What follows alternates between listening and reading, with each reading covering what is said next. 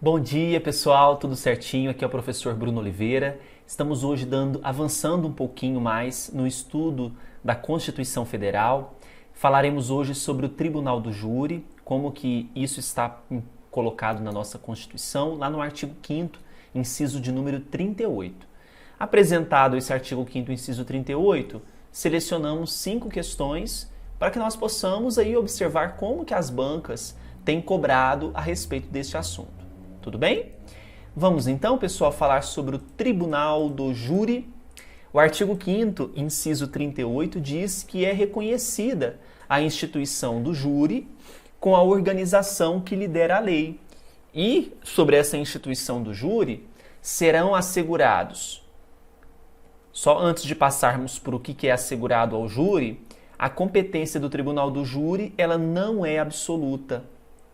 Afasta-se a própria Constituição no que prevê em face da dignidade de certos cargos e da relevância destes para o Estado a competência de tribunais. Então, se alguma questão falar que a competência do Tribunal do Júri, como nós vamos ver daqui a pouquinho, em que esse Tribunal do Júri busca, essa competência ela não é absoluta. Ao júri será assegurada a plenitude de defesa, o sigilo das votações, a soberania dos vereditos que forem decididos nesse tribunal e a competência para o julgamento dos crimes dolosos contra a vida. Então nós temos aqui assegurando ao júri esse quarteto: plenitude de defesa, sigilo das votações, soberania dos vereditos e a competência para julgamento dos crimes dolosos contra a vida. Tem essa súmula 721 que eu acho ela muito importante, inclusive nós vamos resolver uma questão daqui a pouquinho e vai exigir o conhecimento desta súmula. Olha só o que ela prevê. É uma súmula do próprio Supremo Tribunal Federal, tá? A competência constitucional do Tribunal de Júri prevalece sobre o foro por prerrogativa de função estabelecido exclusivamente pela Constituição Estadual. Então, a competência do Tribunal do Júri prevalece sobre o foro por prerrogativa de função estabelecido exclusivamente pela Constituição Estadual. Veja que aqui é bem expresso, não falou Constituição Federal, falou Constituição Estadual. A questão número 1, a primeira questãozinha de hoje, diz assim: Célio, ele é analista administrativo da Secretaria de Estado da Administração de Estado da Federação há 5 anos. Em janeiro de 2009, ele foi convocado para integrar o corpo de jurados do Tribunal do Júri da capital do seu estado. Célio encaminhou um expediente ao juiz titular, alegando a impossibilidade de participar do corpo de jurados em razão das votações serem públicas, não havendo sigilo, o que lhe deixaria em uma posição de exposição pessoal na cidade em que reside. Nessa situação, Célio equivocou-se ao encaminhar o expediente ao magistrado, uma vez que a própria Constituição assegura o sigilo das votações no Tribunal do Júri. Claro, uma das coisas que são asseguradas é o sigilo das votações. Então, o Célio está equivocado quanto à exigência que ele fez. Próxima.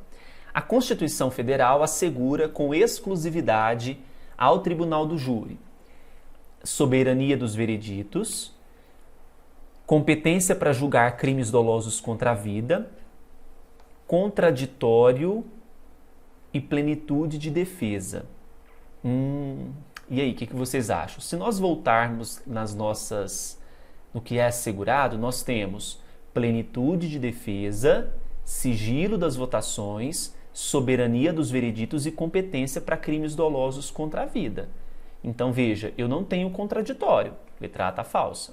B, sigilo das votações, só aqui observando, só voltando aqui um pouquinho, nós temos o sigilo das votações. Aqui eu tinha colocado soberania dos vereditos também é um requisito, né? Então veja que as alternativas estarão incompletas. Então nós temos sigilo das votações, soberania dos vereditos, competência para julgar crimes dolosos contra a vida e plenitude de defesa. Provavelmente é o gabarito. C, contraditório não tem. Soberania ok, aqui ok, plenitude de defesa. D, competência para julgar crimes dolosos, sigilo das votações, incomunicabilidade do conselho de sentença, que está errado, plenitude de defesa. Então, gabarito, letra B. Questão número 3. As infrações penais comuns cometidas pelos ministros de Estado, pelo Procurador-Geral da República e pelos membros do TCU, entre outros, são processadas e julgadas pelo STF. Mas os crimes dolosos contra a vida, praticados por essas autoridades, são da competência do tribunal do júri do local em que se der o crime. Pessoal, cuidado porque essa questão está errada. Por quê? Os ministros de Estado, PGR e membros do Tribunal de Contas da União, nos crimes de responsabilidade, eles são julgados pelo Senado e nos crimes comuns, pelo STF. Lembrando que o erro da questão está em diferenciar os crimes comuns de crimes dolosos contra a vida, sendo que os crimes dolosos contra a vida estão abrangidos no primeiro, tá? Outro ponto relevante aqui também, pessoal, é que o foro privilegiado previsto na Constituição Federal, ele prevalece apesar da previsão de tribunal do júri para julgamento de crimes dolosos contra a vida. Ambas as disposições estão no mesmo nível civil hierárquico, qual seja a Constituição Federal. E devido ao foro da prerrogativa de função ser mais específico, prevalece sobre o tribunal do júri. Tá? Então a questão aqui está incorreta, inclusive é importante fazer a leitura da súmula 721 do STF. 4. A Constituição reconhece a instituição do júri, mas não assegura soberania dos vereditos, plenitude de defesa, sigilo das votações, número exato de jurados e competência para o julgamento de crimes dolosos contra a vida. O que não assegura? A única alternativa? Letra D, número exato de jurados. 5. A plenitude de defesa no tribunal do júri encontra-se dentro do princípio maior da legalidade, ampla defesa, reserva legal, moralidade ou ainda presunção de inocência.